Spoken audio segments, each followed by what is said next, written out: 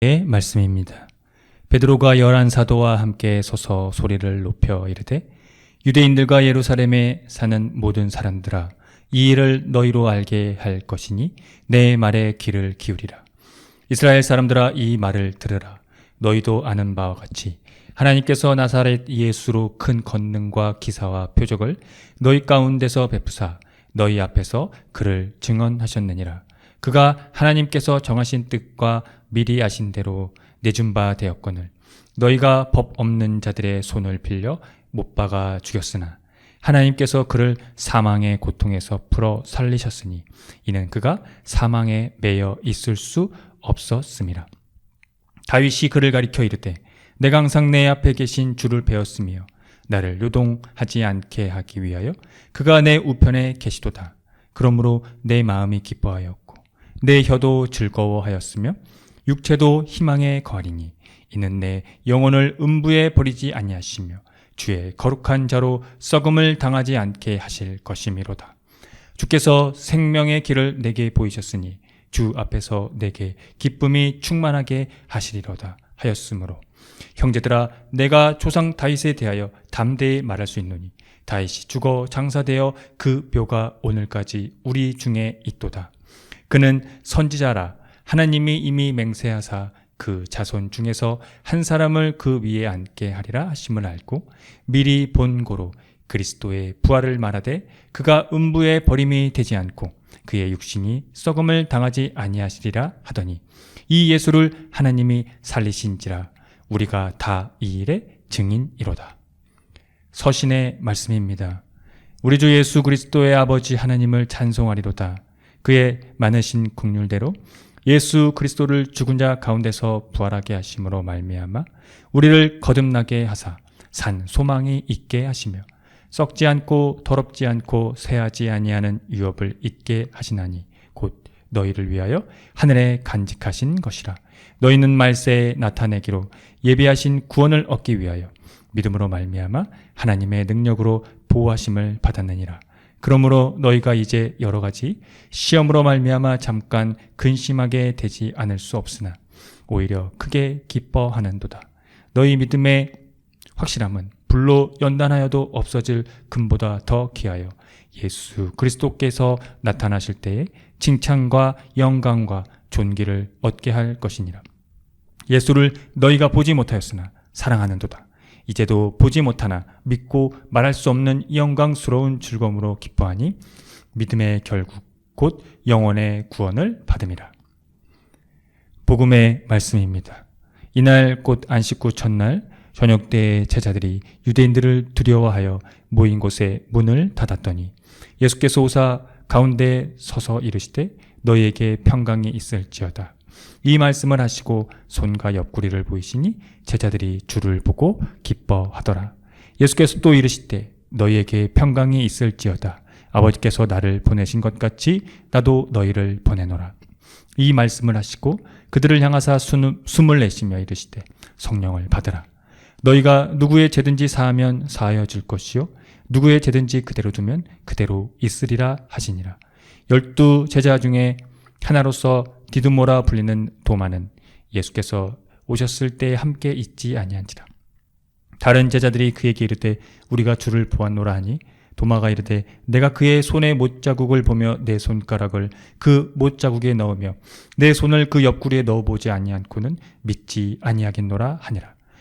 여드레를 지나서 제자들이 다시 집 안에 있을 때에 도마도 함께 있고 문들이 닫혔는데 예수께서 오사 가운데 서서 이르시되 너희에게 평강이 있을지어다 하시고 도마에게 이르시되 내 손가락을 이리 내밀어 내 손을 보고 내 손을 내밀어 내 옆구리에 넣어보라. 그리하여 믿음 없는 자가 되지 말고 믿는 자가 되라. 도마가 대답하여 이르되 나의 주님이시요 나의 하나님이시니이다. 예수께서 이르시되 너는 나를 본고로 믿느냐? 보지 못하고 믿는 자들은 복되도다 하시니라.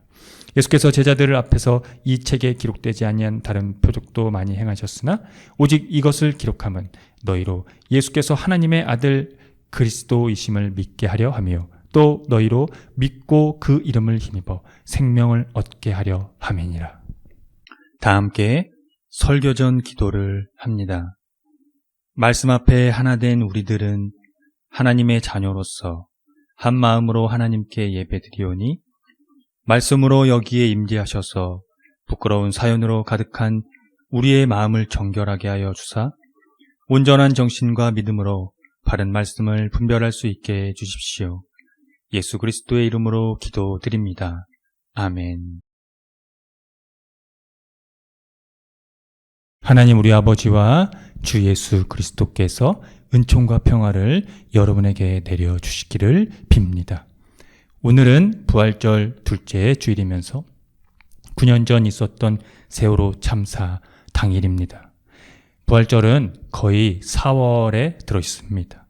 기독교의 대축일로 생명의 기쁨을 세상에 드러내고 축하하는 절기이지만 마음 한편으로는 그 기쁨을 다하지 못하는 이유는 세월호 참사가 일어난 달이기 때문이 아닐까 싶습니다.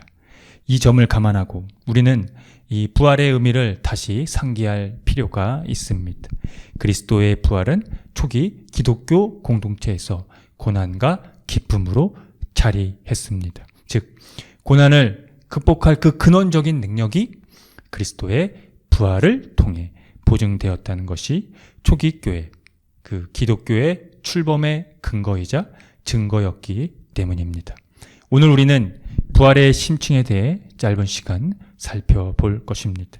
그리스도의 부활이 가리키는 세계, 그리고 생명, 그것이 우리의 삶에 무엇을 가리키는지, 또 무엇을 말하고 있는지 상고하면서 그리스도의 부활에 참여에 한 발짝 더 다가가는 시간이 되기를 기원합니다.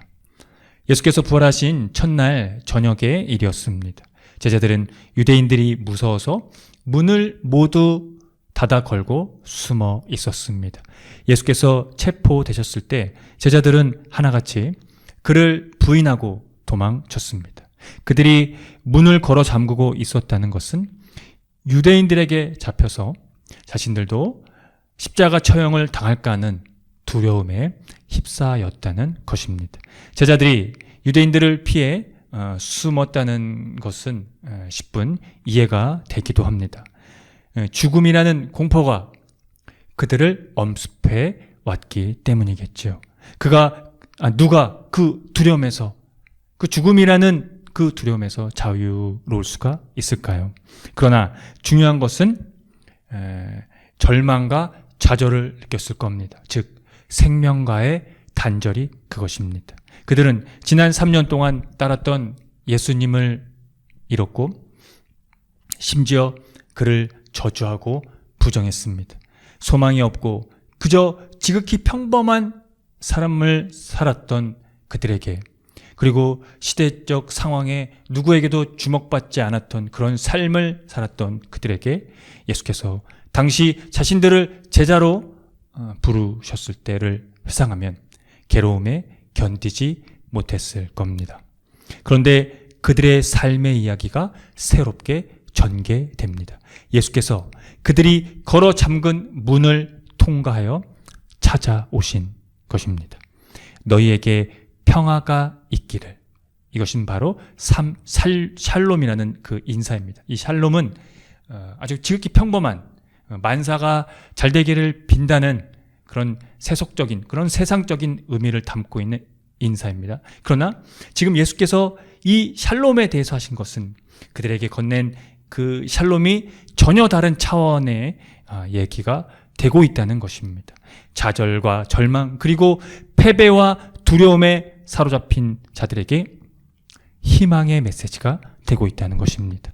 여기서 핵심적인 것은 예수님이 상처를 내보일 정도로 즉시 육적인 존재가 되었고, 동시에 닫혀진 문을 통과할 정도로 영적인 존재가 되었다는 것이 그것입니다. 곧 부활하신 예수님의 이 신비적인 권능이 암시되고 있습니다. 이제 그분의 그 인사와 함께 제자들에게 사명이 제시됩니다. 아버지께서 예수님을 보내신 것 같이 이제 예수님은 제자들을 보내십니다. 그들에게 사명을 주시며 예수님은 이렇게 말씀하셨습니다. 숨을 불어넣으시고 성령을 받으라. 숨과 성령은 같은 의미입니다. 하나님의 창조 생명을 가리킵니다. 그래서 성령을 받는 목적은 영적 경험을 선사하기 위함이 아닙니다. 저희들이 생각하는 무슨 성령 집회라든지 성령 받아라는 그런 어떤 영적인 경험이 아니라 바로 죽음과 부활, 그 절정에 이른 예수님의 사명이 이제 제자들에게 이행됐다는 의미입니다. 즉 새로운 생명의 시작, 새로운 창조의 시작이 바로 그것입니다. 이제 죽음에 대한 두려움은 사라졌습니다. 예수 그리스도의 십자가 부활에서 죄와 죽음이 극복되어졌기 때문입니다. 이 사실은 초기 교회의 역사와 사도들의 발자취가 증거입니다. 그들은 이제는 어떠한 죽음의 위협에도 두려워하지 않고 부활의 증인의 삶을 살았습니다. 오늘 사도행전에서 베드로의 설교는 이를 잘 나타내고 있습니다. 그는 유대인과 예루살렘의 사람들 앞에서 당당히 이렇게 말했습니다. 이전에는 그들이 몸을 숨겨서 유대인들의 눈을 피했지만 이제는 당당하게 그들 앞에 선 것입니다. 당신들이 무업자들의 손을 빌어서 십자가에 못 박아 죽인 예수를 하나님께서 다시 살리셨는데 우리는 모두 이 일의 증인이라고 말입니다. 부활의 증인으로서 예수님이 말씀하신 구체적인 사명은 다음과 같습니다. 누구의 죄든지 사하면 사라질 것이요 누구의 죄든지 그대로 두면 그대로 있으리라. 성령의 이름으로 용서의 메시지가